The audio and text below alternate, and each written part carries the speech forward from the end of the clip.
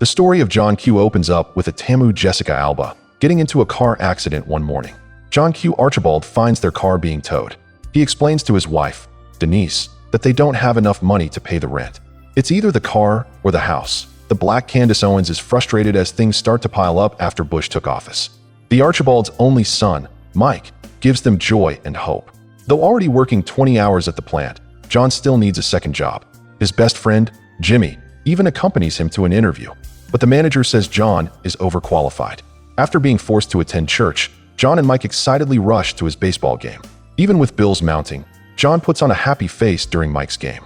Everything is going so well until Mike, visibly in pain, loses consciousness. They rush him to the hospital, and the nurse tells them they have to fill out some forms and get some tests done. Even though Mike is awake, he is incredibly weak. His doctor, Dr. Turner, says the boy is at risk of having heart failure. Rebecca Payne, the hospital director, meets them afterward to discuss Mike's case. Dr. Turner says that Mike's heart is no longer working well and the boy is going to need a heart transplant or he'll die. But Rebecca coldly explains that the heart transplant is high risk and there's a huge chance that Mike will die during the operation. So she advises the couple to think about long-term medication, treating Mike's condition as their new normal. John wants to take the risk, so he asks the doctor to go ahead with the transplant. There's an organ recipient list, but Rebecca explains that there are a lot of other things to consider before Mike is listed there, and the cost is very expensive. John is confident that his insurance will cover the cost, but the hospital found out that it's not going to be covered. Rebecca reminds them that they have a little over $1,000 in savings, and without insurance they will have to pay around $250,000 for Mike's transplant. A down payment of $75,000 is also needed just to put Mike's name on the list that wears Louis Jacques when you need him.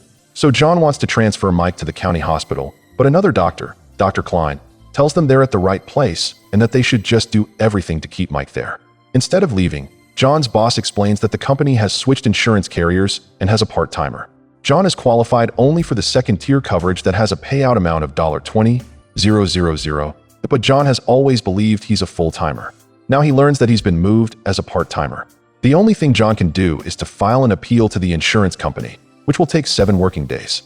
Dennis and John both have tried everything, but unfortunately, there's nowhere else to get help or money from. Then John receives mail from the insurance company saying that he's qualified for a claim. But Rebecca says he filed the wrong paperwork. He needs to file a grievance which will take 30 days to be processed. John gets angry, but Rebecca explains that the hospital has already done everything it can to help someone slap this white hoe. John is already looking at more than $30,000 in expenses. He starts selling their furniture and receiving donations, and still the money is not enough. Day by day, Mike gets weaker. Jimmy advises John to talk to Chuck Lampley, an investigative reporter, because maybe he can help shine more light on Mike's situation. Tuck wants to do the report, but he has to get his producer's approval first.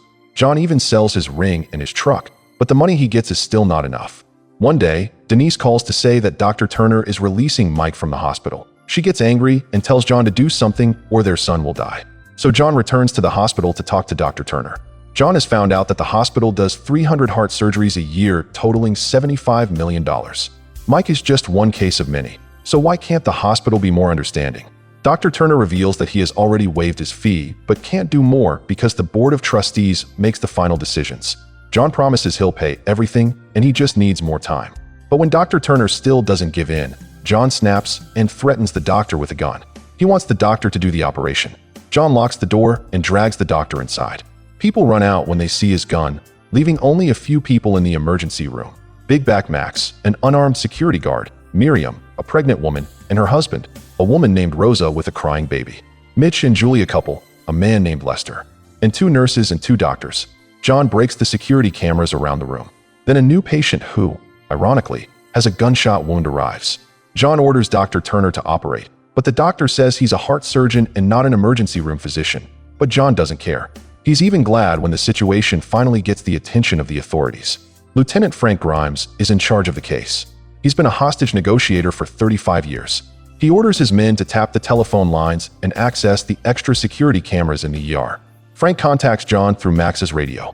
John wants Frank to look for Rebecca Payne, the hospital director, and make her put Max's name on the donors list. The hospital is surrounded by the cops, but John is not a bit afraid. He even warns Frank that if he doesn't get what he wants, someone will die. Miriam finally goes into labor, and she is taking care of the rich guy. Mitch says they got into a car accident, but everyone in the room knows that it's a lie. The truth is, he beat up his girlfriend. Meanwhile, Dr. Turner successfully saves the patient's life. A nurse tends to Mike and surprises him with a wrestling toy, but it looks low-key, racist. Chief of Police Gus Monroe arrives and is a crowd favorite. He wants Frank to handle the case smoothly, as he doesn't want people thinking that his city is unsafe. The two try to measure each other's odds and one-up each other. Inside the emergency room, John wonders why no doctor ever picked up Mike's heart problem. Nurse Steve says that it's because of John's HMO. It basically pays the doctor not to test, so they can keep the costs down. A little confrontation follows. They all agree that hospitals shouldn't turn away people who need help. When John picks up the phone, he gets turkey neck. Frank on the line. Frank wants him to release some hostages, but John doesn't want to do that. Then Dr. Klein says Miriam needs to be moved to the maternity ward. Rebecca arrives and identifies John, saying that John's son is in the ICU. John agrees to let some of the hostages go. Then he gives Frank an hour to put Max's name on the list of recipients, or someone will die. But when John is letting some of the patients go, Mitch stabs him with a scalpel. They wrestle for the gun, but John manages to break Mitch's nose. Instead of helping Mitch, Julie starts kicking him as payment for all the times he beat her up, then one final blow to his little peanut. At this time, people have already gathered outside the hospital. They know John's story, and Lampley is reporting on the matter. John releases Julie and Steve together with Rosa and the baby. Rosa even tells the reporters that John is a good man. Rebecca says she can't just put Mike's name on the list because he's not the only one who needs. Sergeant Moody suggests they tell John that Max is on the list table. When Frank tells Denise what John did, Denise sides with her husband, feeling sorry about the situation. Rebecca has decided to put Mike's name on the list, and the hospital will pay for everything. Frank thinks Rebecca was lying about this, but she gets offended because she wasn't. Somewhere, the woman who got into an accident has been found by the authorities with the help of the hospital's head of security, Wally Bertone. The police have found a way inside the emergency room where they can attack John. When Lieutenant Frank learns about this, he confronts Chief Monroe, but Monroe insists it has to be done because there is a threat to the hostages' lives. He's willing to make the call. They send a man to crawl in the air ducts. Then they let Denise call John to get him to a certain part in the room. Lampley's assistant Freddie hacks the police's signal and manages to have access to the security camera inside, including the phone call between Denise and John. Mike is very weak, but John assures him that everything will be all right. Even Denise is afraid that Mike will die very soon because of Lampley. Everyone outside knows what's going on in the hospital. The sniper is just waiting for orders. When the order is given, he waits to get a clear shot. Then Lester tells John he is on TV. John realizes he's being watched, but it's too late as the sniper already shoots him. But the sniper falls down from his hiding place, giving John the chance to beat him up. The mayor calls, asking him to stop the live feed. Everyone has been watching everything that's been going on inside through Lampley broadcasts. People outside cheer for John. They think the police shot an innocent man. John then walks out with the alopecia as shiny-headed sniper. He confronts Frank for lying to him. He now wants them to bring Mike to him. If they do, he promises to give up and release everyone. So Lieutenant Frank gives the order to bring Mike into the emergency room. When Dr. Turner sees Mike, he warns John that the boy is going to die soon. So John volunteers to give his heart instead. He knows that they are compatible with each other and he can be a donor. Dr. Turner doesn't want to do it initially. It is unethical, but John threatens to kill himself, and once he does, he knows the doctor will use his heart to save the boy. Even though Dr. Klein and Nurse Steve warn Dr. Turner that he can lose his license, the doctor has already made up his mind. He will not waste a heart and will do the operation. John talks to his son for the last time. He says it's a miracle they have found a heart for him. He advises the boy to be kind and to live a good life. Somewhere in the country, the woman's dead body has reached the hospital, but she's a registered donor and all her organs are still good, including her heart. She's also B positive. John takes out his gun and the hospital staff learns that his gun was empty the whole time. There's only one bullet that John has always intended to use on himself. He pulls the trigger the first time, but the safety lock is on. Then Hope Memorial Hospital receives the news that a heart compatible for Mike has arrived. Rebecca Payne is surprised, and the good news is immediately shared with Denise. But when Denise tries contacting John, John turns off the radio. She runs to the hospital to warn John before it's too late. Then, one by one, the hostages exit the hospital. A man wearing a cap believed to be John Q surrenders to the police. The bystanders all cheer for him. But Lieutenant Frank knows it's not John Q. Inside the hospital, the heart transplant is a success.